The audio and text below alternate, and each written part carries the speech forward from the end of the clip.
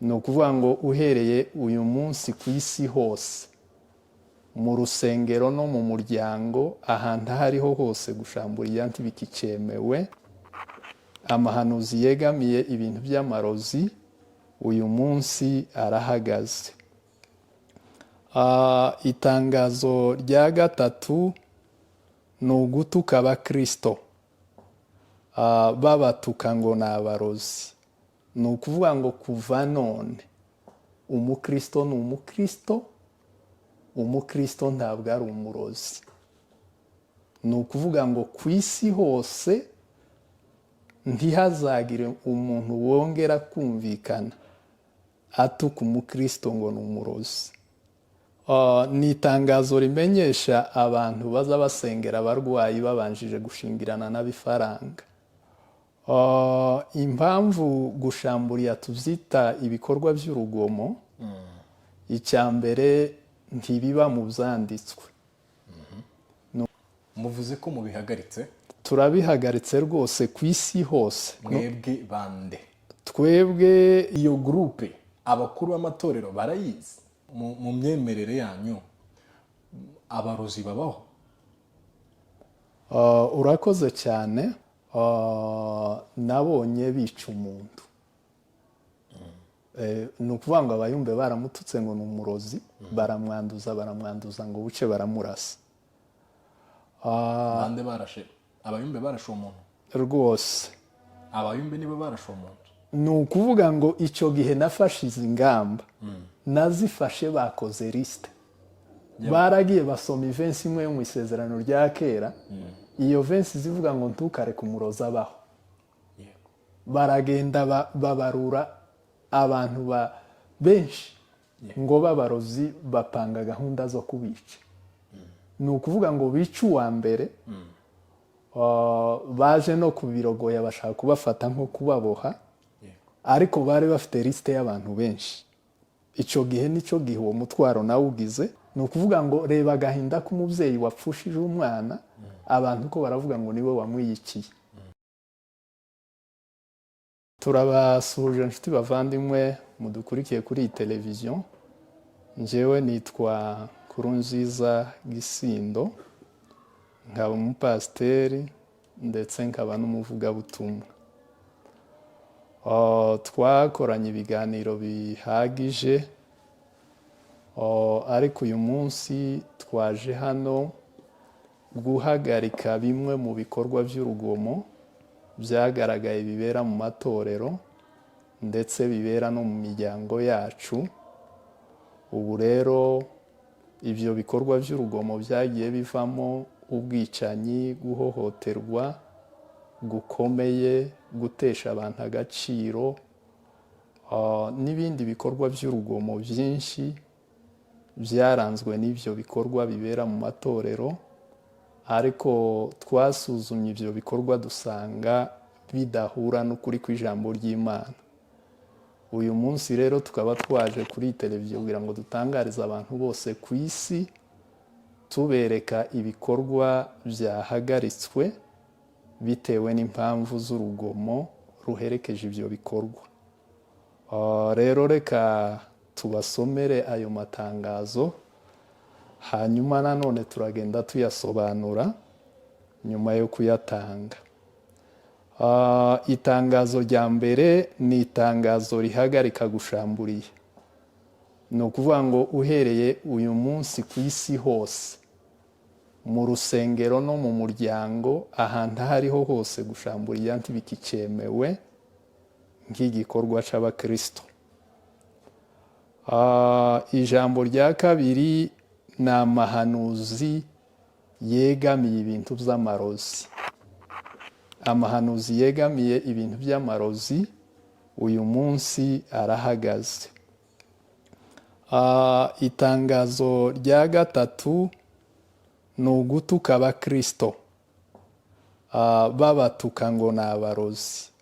Ni ukuvuga ngo kuva none umukristo ni umukristo, umukristo ntabwo ari umurozi. Ni ukuvuga ngo ku isi hose ntihazagire umuntu wongera kumvikana atuka umukristo ngo ni umurozi.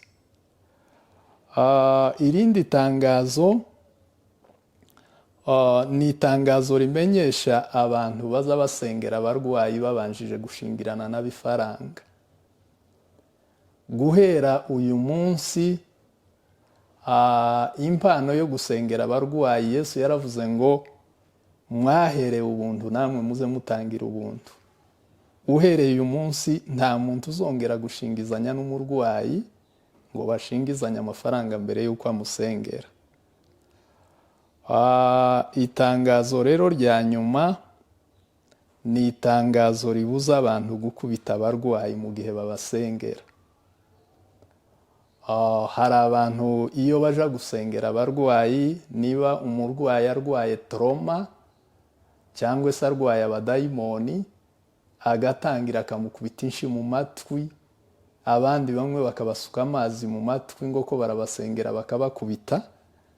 Iryo tegeko rero ryasohotse rimenyesha amatorero yose n'abakristu bose n'imiryango yose ko uhereye none nta muntu ugomba kongera gusengera umuntu amukubita. Rero murakoze kumva ayo matangazo no kuyashira mu bikorwa. Murakoze cyane Bwana Mushumba. Mu by'ukuri aya ni amatangazo akomeye, akakaye kandi atunguranye cyane. Ndumva mfite ibibazo byinshi byo kukubaza kuri aya matangazo tugejejeho, nimba mutwemereye mwaza kubidusubiza. Urakoze cyane. N'ubundi dufite iryo deni ryo kuyasobanura kuko hari abantu bumva duhagaritse ibyo batazi impamvu, bashobora gukeka ngo none duhagaritse ibikorwa by'Imana. Yego. Kandi ari ibikorwa bya Satani byishushanyije bija mu rusengero. Yego. Niyo mpamvu turiteguye kugusubiza. Murakoze cyane. Ikibazo cya mbere, ni iyihe mpamvu ituma mubyita ibikorwa by'urugomo? Impamvu gushamburiya tubyita ibikorwa by'urugomo, icya mbere ntibiba mu byanditswe. Ni ukuvuga ngo Yesu ntiyashamburiye. Abahanuzi bari muri Bibiliya ntawashamburiye. Ndetse n'intumwa zasengeye abarwayi benshi, ariko nta muntu n'umwe bigeze basenga bamushamburiye. Ni ukuvuga ngo ibi bikorwa byo gushamburiya ni imigenzo y'igipagani cy'abakongomani, kigira ingaruka mbi ku buzima bw'abaturage. Aho bashamburiya, nimba bashamburiye mu itorero, iryo torero riza risambuka. Iyo bashamburiye mu muryango, wa muryango urasambuka. Rero bigaragara ni igikorwa cya Satani kiyoberanyije, cyambara ishusho y'Imana. Kakujya ibyanditswe biza bivuga ngo na Satani ngo azi kwigira nka marayika w'umuco. Ni ukuvuga ngo ni Satani waje yigize marayika w'umuco, asesera mu rusengero, ahakorera ibikorwa by'urugomo, bigenda bitesha abantu agaciro. Tumaze kubisuzuma ko bidafite inkomoko mu butumwa, tugasanga bigira inkomoko mu bapfumu. Nibwo twahisemo nk'abantu bashinzwe kubungabunga ubuzima bw'imibereho ya gikristo ku isi, twahisemo gusohora aya mategeko ahagarika urugomo. Yego, murakoze. Buriya hari aho twagiye tuzumva ngo abigishwa ba Yesu barashamburiye, ngo basangaga umuntu arwaye amadayimoni ngo bakamushamburiye. So sinzi uko gushamburiya bavuga ndetse no gushamburiya kwawe utekereza cyangwa se uri kutubwira nk'uko utubwiye ngo ni inkomoko iva mu bapfumu b'abakongomani. Gushamburiya uvuga hano ni ugushamburiya kumeze gute? Gushamburiya mvuga, abashamburiya bazashamburiya ibyo bita ibiheko, abakongomani. Yego. Ni ukuvuga ngo ibiheko ni ibigirwamana bitumva, bitabona bitagenda kandi bidakora. yego Igihe rero ikintu kitumva kitabona kidakora, ibo aba bashamburiye bazabesha abantu ngo ibiheko bibafiteho ikibazo, ariko igiheko kimeze nka Dagoni na Bali na Ashera, nticumva ntigikora. Aho ukirambitse utakihakuye nticohikura, ukirambika hasi ntikimuzi, n'abahisi n'abagenzi ntikibazi. Kuko hari vensi ya Bibiliya, Yeremiya Imana yigeze kumutuma ku bantu batinya ibigirwamana, aramubwira ngo ibigirwamana ngo bimeze nk'igiti kigororotse, ngo biza bikenera ko babiterura ngo ntibishobora kwivanaho biri. Arababwira ngo ntimukabitinye, ngo nta kintu kibi cyangwa se ciza biza bikora. Ni ukuvuga ngo igiheko niyo Dagoni y'abakongomani, niyo Bali y'abakongomani, niyo Ashera y'abakongomani. Rero itangazo ni itangazo rivuga ko igiheko kidakora. Murakoze cyane. Uvuze ko kidakora, kandi nje uri kukubaza hano kuri mikoro mfite ubuhamya cyangwa se mfite ahantu henshi nagiye mbibona, ugasanga umuntu arwaye umutwe, amaze umwaka arwara umutwe, umuyumba araje aramushamburiye, akuye ikintu mu musatsi, akuyemo igufwa ry'ihene cyangwa se ry'inyabu cyangwa se ry'inkoko, bukeye bwaho wa mutwe urahagaze. Ubwo uwo muntu ni gute wamwumvisha ko ibiheko bitagira imbaraga? Urakoze cyane. Iyo umuntu asengera abarwayi, hari abantu basengera abarwayi, buriya iri zina rya Yesu hari abantu barivuga batarizi, rigira ubutware bukomeye. Igihe umukristo arikoresheje agasengera umurwayi azakira, n'igihe umupagani avuze iryo zina rya Yesu mu kanwa ke, indwara ishobora kuryumva igakira. Ni ukuvuga ngo iyo urebye hari abasore b'ibirara bavuga ngo ni bene Skewa 7 bigeze kumva Pawulo ahakiza indwara. Ibo ntibari bazi Yesu, yari amabandi, ya mabandi yamacurika muri quartier, ngo amare gushika akazaramburaho umuntu ibiganza ufite abadayimoni, akavuga ati mu izina rya Yesu twumvanye. Ntibari bazi na Yesu, ntibari bamuzi, bavugaga ngo twumvanye mu izina rya wa mugabo. Twumvanye batazi. Abantu bazatekereza ngo umuntu wabatijwe wabaye mu ikanisa w'umubandi, ngo ubwo akwaturiyeho izina rya Yesu yamara agakora imigenzo y'igipagani.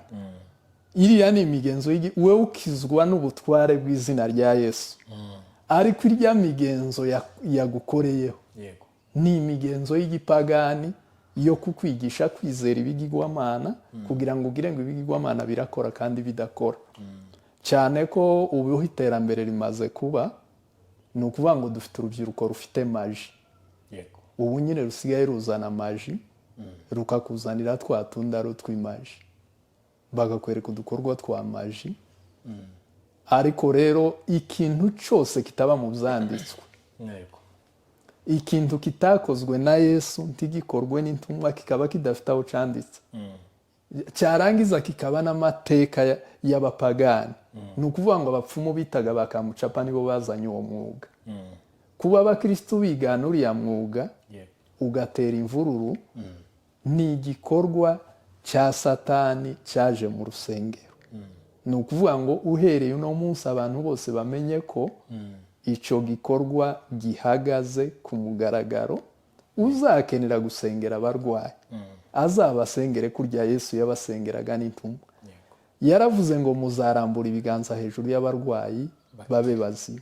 Ni ukuvuga ngo ni ukurambura ibiganza hejuru y'umurwayi, hejuru y'indwara nta komanteri ibaho.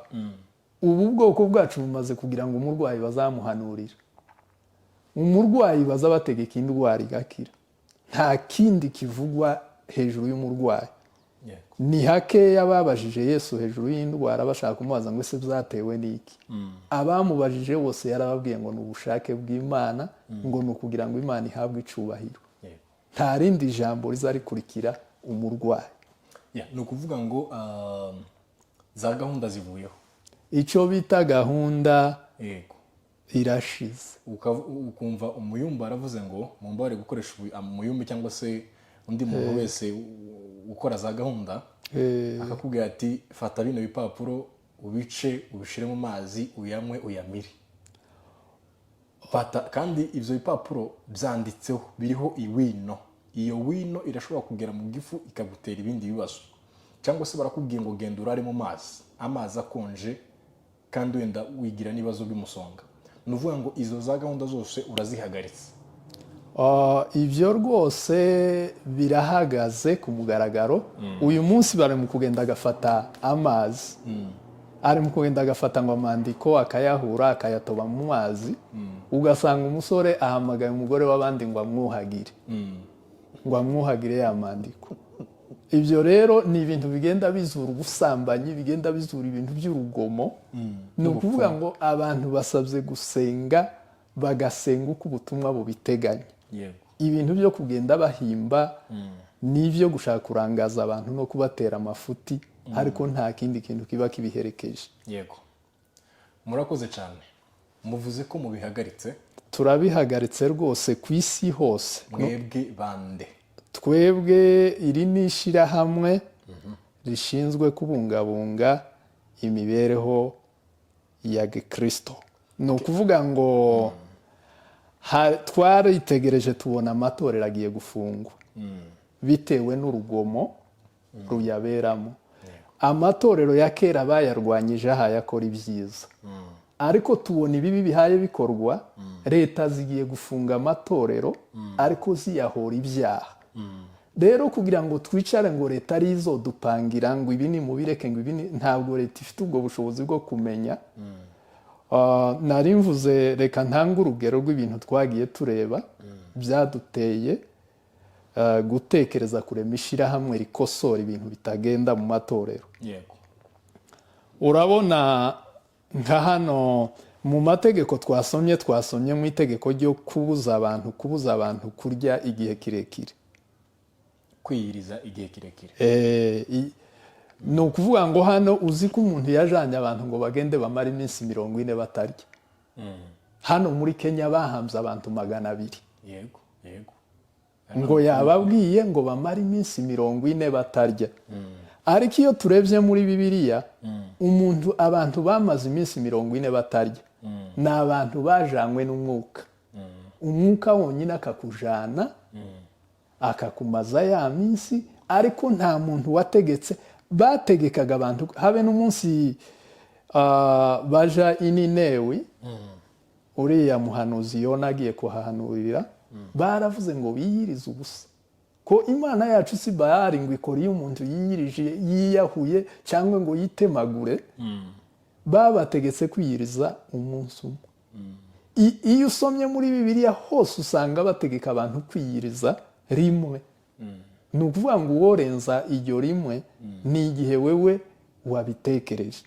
Ariko itegeko ntabwo ikanisa risohora itegeko ngo risohorera abantu itegeko rishobora kubagiraho ingaruka mbi ku buzima, kuko ibintu biba mu butumwa bwiza Bibiliya zivuga ngo nta mategeko abihana. Ni ukuvuga ngo muri Bibiliya mbona hamwe gusa, ni hamwe gusa bategetse abantu kwiyiriza iminsi 3. Nabwo icyo gihe bari bagiye gupfa, cya gihe cya Esiteri. Ahandi hose usanga biyiriza rimwe.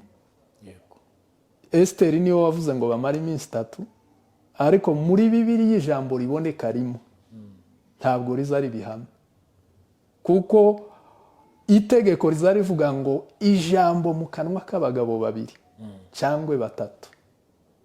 Iyo ijambo riboneka inshuro imwe nta handi urisanga, ntabwo riza ribihame, riza riba ijambo riri aha ariko ritari ihame.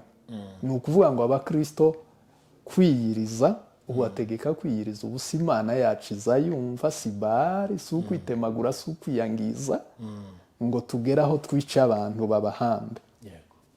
Ni ukuvuga ngo rero tumaze kubona ko leta izahagarika amatorero kubw'amakosa y'itorero, kubw'amakosa pana kuyahagarika ngo karakora ibyo gukiranuka. Kuko Yesu yaravuze ngo ntibakabahore kwica, ntibakabahore kwiba, cyangwa se gukora ikindi gikorwa kibi. noneho tubona amatorero agiye gufungwa ariko bayahora urugomo ruyakorerwamo. Noneho tubona ibi twashize ku murongo n'abazabona ibindi bishobora kuba byangiza ubuzima bw'abantu barashobora kubitugezaho nabyo tukabimenyesha abantu. Yego, ntaguciye mu ijambo, ni ukuvuga ngo mufite gurupe. Yego. Iyo gurupe se yaba ihurire mu ikanisa rimwe tukavuga ngo rino kanisa ni irindi kanisa rifite indi myemerere, cyangwa ni gurupe y'abantu baturuka mu makanisa agiye atandukanye? Icyo ni ikibazo cya mbere. A. B. Kiravuga ntese iyo gurupe abakuru b'amatorero barayizi? Urakoze cyane. Buriya icya mbere warubaje ngo se byegamiye idini runaka? Ntabwo byegamiye idini runaka. Ni abantu baturuka mu madini agiye atandukanye ariko kandi ya gikristo. Naho iki warubaje ngo se iki kintu kirazwi? Ni ukuvuga ngo ntabwo kiramenyekana muri bose. Iyo utangira igikorwa, simvuze muri bose, abakristo n'abaturage basanzwe. Yego. Dufite abantu badukuriye mu bijanye n'iyobokamana rwose. Nza numva ngo hari amagurupe ntashatse kuvuga ayoboye amatorero wenda muri kino gihugu, cyangwa se komite iyoboye amatorero. Ni ukuvuga ngo se abo ngabo bakuriye amatorero yose muri kino gihugu, iyo gurupe barayizi? Urakoze cyane. Ino gurupe ntabwo iramenyekana hose, ariko baprofise no kuyumva no kuzayisura no kuzayishaka ikabafasha mu byo yumva ishaka kubafasha. Murakoze. Yego. Ni ukuvuga ngo mu myemerere yanyu abarozi babaho? Urakoze cyane. Mu myemerere yacu abarozi babaho, ariko abarozi bavugwa n'ijambo ry'Imana, abarozi bavugwa na siyansi, ni abantu bafite utuzu tw'abapfumu bakoreramo. Abo ni abavugwa n'ijambo ry'Imana cyangwa na siyansi? Ni abavugwa n'ijambo ry'Imana, ni abavugwa na siyansi. Okay, ni bamwe? Ni ukuvuga ngo siyanse ikora ubushakashatsi. Yego. Ibyanditswe nabyo bivuga ukuri. Kuko iyo urebye nk'igihe cya Nebukadinezari, bavuga ngo yatumiye abapfumu, atumira abarozi. Abarozi ni abantu baba bafite aho bakorera. Yego. Ariko abarozi ntabwo ari abakristo. Bano bakecuru bategereje Yesu, bariya ntabwo ari bo barozi. Bano barozi bavugwa n'ikiyumbe, ni ibijanye n'imitekerereze y'igikongomani y'abapfumu. Abapfumu nibo bababwiye ngo aba bakecuru ngo kutubareba ngo ni abakecuru, ariko ngo nijoro ni abarozi. Ngo ku manywa bakora indi mirimo, ngo nijoro bagahinduka abarozi. Ariko ibyo twasanze ari ikinyoma kibi. Yego. None se ko nta muntu uhitamo ibyo Imana iri bumubwire? Imana nikubwira ngo uyu muntu ni umurozi, kandi ukaba wemenya ko ari Imana yakubwiye. Mu gihe Imana yakubwiye gutyo, cyangwa se Imana ikakubwira ati genda umukorere ino gahunda, uzabyitwaramo gute? Urakoze cyane. Nta kintu na kimwe ushobora kubona cy'inzaduka kitazwi n'ijambo ry'Imana. Usomye muri Yeremiya ibice 14 n'umurongo w'14, haza hahakana ko ano mahanuzi avuga iby'amarozi atava ku Mana. Ndetse nta nubwo biboneka hamwe, biboneka harenze hamwe.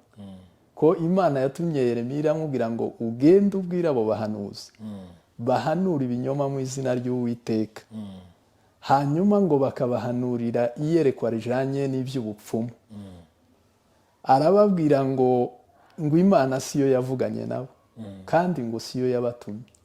Noneho iravuga ngo ni uburiganya bwo mu mitima yabo, ni amahimba, ntabwo ari Imana ibatuma biriya bikorwa. Ni abantu babyiyitirira, ariko ntabwo biva ku Mana. Okay. Murakoze cyane. Mu by'ukuri kino kiganiro ntabwo coroshe, ndetse hari n'abantu benshi wenda bari buze kwandikira, bari buze gutera amakomenti agiye atandukanye avuga ibi ni ukuri, ibi ni ubuyobe, ibi ni ukuri, ibi ni ubuyobe. So muri kino gihe wemera ko imyuka mibi iriho? Yego, urabyemera. Ni gute nk'abakristu dukwiye kuyirwanya mu buryo butandukanye n'ubwo wahoze urwanya? Hari uburyo buteganywa n'ijambo ry'Imana. Yego. Ku murwayi ufite abadayimoni ni ukumurambikaho ibiganza, mukoresha izina rya Yesu akaba muzima. Umurambitseho ibiganza ntakire? Ni ukuvuga ngo wowe umurambitseho ibiganza si we ukiza, Yesu ni we akiza. Kandi abakristo bazavuga ngo Imana ikora mu gihe cyayo, igihe ibishakiye.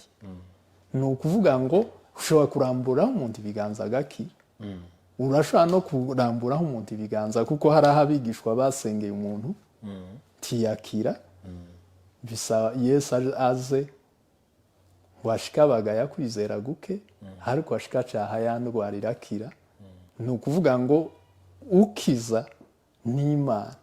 Usengeye umuntu ntakire, wo kwiyahura urashobora kumusengera ntakire, hagategereza igihe Imana izamukiriza. Uko niko ubutumwa bubiteganya. Okay, hari umuvugabutumwa ukomeye wo mu bwoko bwacu yigeze kuvuga ijambo, aravuga ngo hari ibigeragezo bimwe bisaba kwiyiriza iminsi 21, ubwo ni ibyumweru 3 wiyiriza, none ukaba utuje kwiyiriza iminsi myinshi, ubwo ibyo bigeragezo bizokurwaho niki? Urabona hari ibintu umuntu avuga ariko adafite wenda aho yabisomye, akavuga uko atekereza, ariko ntiwotegeka umuntu ngo amare iminsi 21. Ni ukuvuga ngo umuntu wamara iminsi 21 atarya atanywa, ni umuntu wobikoreshwa n'umwuka.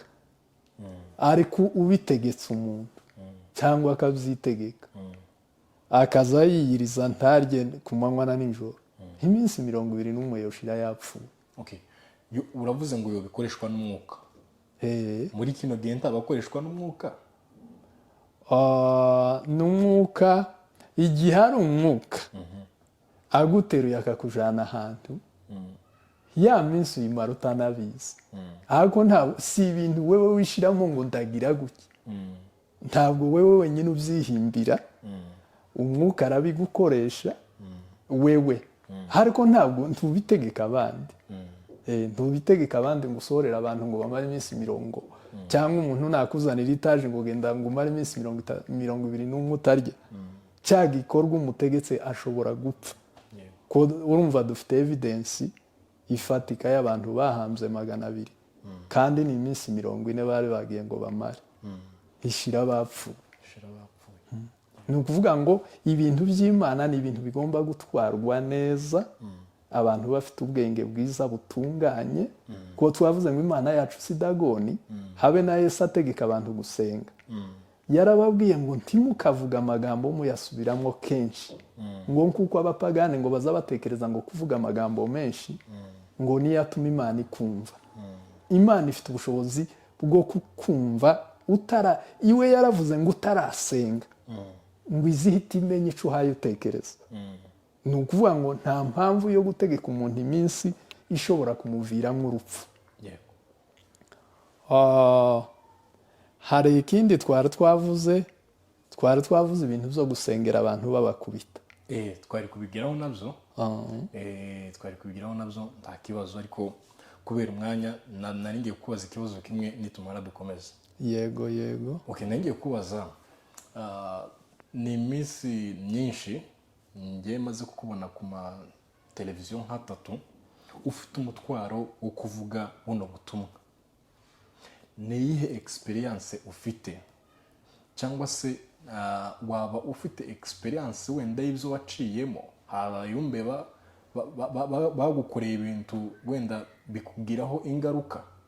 Ni izihe mbaraga zigutera gutanga buno butumwa, mu by'ukuri butumwa butoroshe kubuzana muri sosiyete yacu y'abanyamurenge? urakoze cyane. Hari ibikorwa by'urugomo nabonye, ntabwo sinje byabayeho. yego Nabonye bica umuntu. Ni ukuvuga ngo abayumbe baramututse ngo ni umurozi, baramwanduza ngo buce baramurasa. bande barashe abayumbe barashe umuntu Rwose abayumbe nibo barashe umuntu.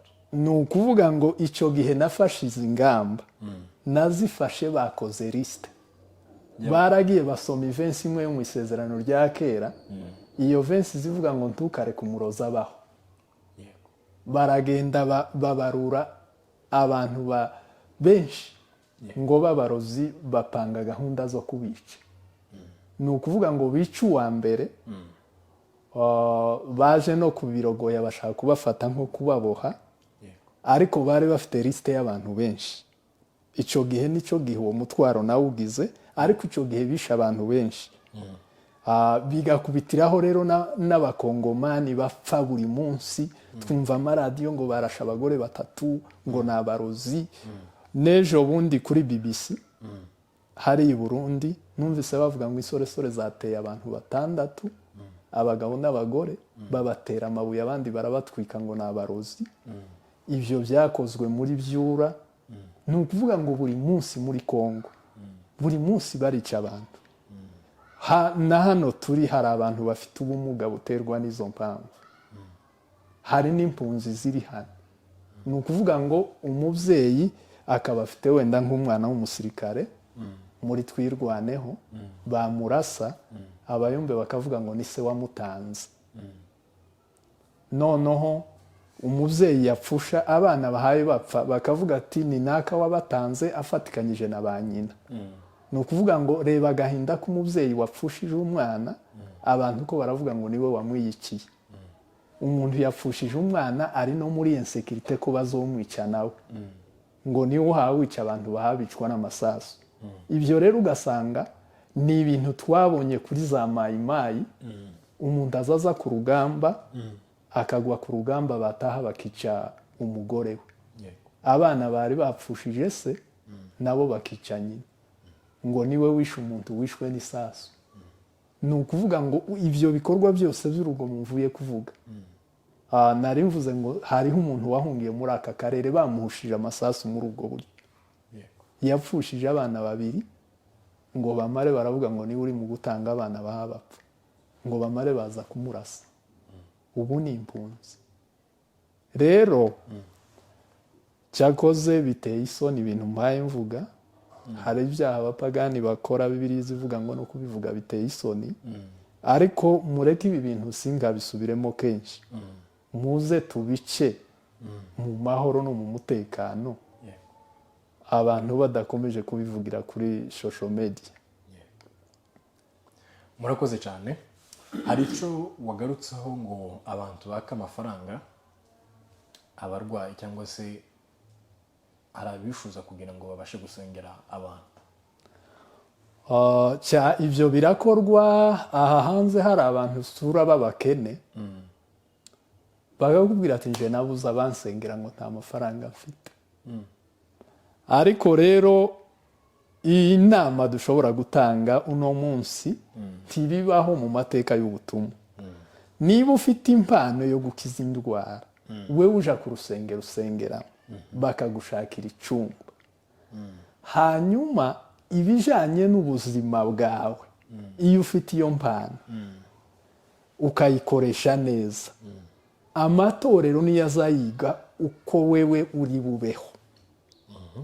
Ni ukuvuga ngo abantu bashobora gufinansa igikorwa uhaye ukora barahari, ariko umurwayi harwaye abakene, urishyuza umuntu n'umusengera ntakire. Nta ubutumwa ntibuteganya ko umuntu yishyuza uwo agiye gusengera, hose wowe ukiza. Wewe iyo ufite impano yo gusengera abarwayi, itorero urarijana ku itorero ukabyerekana rikabibona, ukagira icyumba ku rusengero ugasengera abarwayi, byaba bizagufata umwanya w'ubuzima bwose utobona umwanya wo gukorera urugo. Amatorero niyo azashaka uko we ubaho, ariko ntuzi ushakira ubuzima kuwo ugiye gusengera kuko ntibyemewe ko impano y'Imana igurishwa. Ibyo rero biteza bituma n'intekamutwe bifungurira n'intekamutwe zishaka kwiba, umuntu akaba adafite n'iyo mpano ariko kuko azi ko bahaye bashingizanya bakabona amafaranga, nawe akamuhaguruka akabwira abantu uti nanje ndayifite, agatangira kubarambikaho ibiganza no kubaka ifaranga. Ariko ibintu by'ubumana bikorwa mu buryo bwiza bufite disipurine nziza, budashobora kugusha abantu mu kibazo kitari cyiza. Ni ukuvuga ngo iri tegeko ni itegeko rigomba kubahirizwa mu turere twose, ko nta muntu ugomba gushingirira umuntu. Tugana ku musozo, wagira ubutumwa ugenera itorero ry'iki gihe ndetse n'abakristo bose muri rusange, ndetse n'abari bari muri ubwo buyobe, ndetse wenda n'abayumbe muri rusange basanzwe bakora izo gahunda? Inama nababwira, itorero ni ikintu cyiza ku isi, kuko haba ivensi ya Bibiliya ivuga ngo Imana yahisemo ko abanyabwenge n'abahanga ngo bazigishwa ubwenge n'itorero. Itorero niwe muco, yarababwiye ngo muri umuco w'isi. Itorero niwe muco w'isi, niryo riyobora abantu gukora ibyiza. Ni ukuvuga ngo itorero ryubahwe n'abantu bose. Icyo nshobora kumenyesha abafite mu nshingano amatorero, bitegure neza itorero ko rigiye gukingwa nibataba amaso, kandi rigakingwa kubw'ibyaha, ridakinzwe kubwo gukiranuka, kubera ukuntu batarikoreye isuku. Ni ukuvuga ngo niba umuntu ahanura, Bibiliya iteganya ko bwa buhanuzi bugeragezwa. Njyewe nimba ndi umuhanuzi, nzanira itorero ibyo mpanura. Inama nshobora guha abakristo, nimba urwaye, Bibiliya ivuga ngo utumire abakozi, aba basizwe amavuta bazagusengera uzakira. Tubuze umwanya twabahaga ubuhamya. Itorero nsengeramo iyo umuntu yarwaye aza amenyesha itorero, riza ritanga umunsi umwe gusa, rikavuga ati umunsi runaka muzafunge dusengere naka. Dufite ubuhamya bw'abantu bakize, bagiye mu mahanga bivuza bikananirana, ariko mukamusengera umunsi umwe, itorero rikabikora abantu bagakira. Mubimenye neza ko turi mu gihe cy'imperuka, kandi igihe cy'imperuka Bibiliya ivuga ngo hazaduka abahanuzi b'ibinyoma. Mwirinde za magendu zigenda zizerera mu mazu. Kora ibintu byiza, mujye mwakira abantu bafite umurongo, bazwi n'itorero, impano zabo zasuzumwe zikemerwa, kugira ngo bizabafashe kubana n'abavandimwe n'ababyeyi. Murakoze. Murakoze cyane. Hari abantu bashobora kwifuza kuvugisha, bashobora kumva kino kiganiro, bakifuza kuba bakwiga byinshi bijyanye n'iyi gahunda watangiye. Nimba bishoboka, urashobora kubasangiza nimero zawe kugira ngo bazagushakishe bakuvugishe. Murakoze cyane. Reka mbahe nimero yanje. Ni nimero tuzivuge mu rurimi rwacu.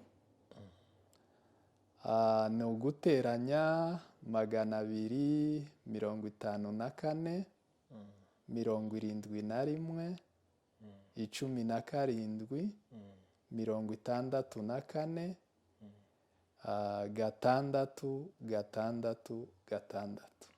Murakoze cyane kuba mwatwemereye mukitabira ubutumire ku Isoko TV.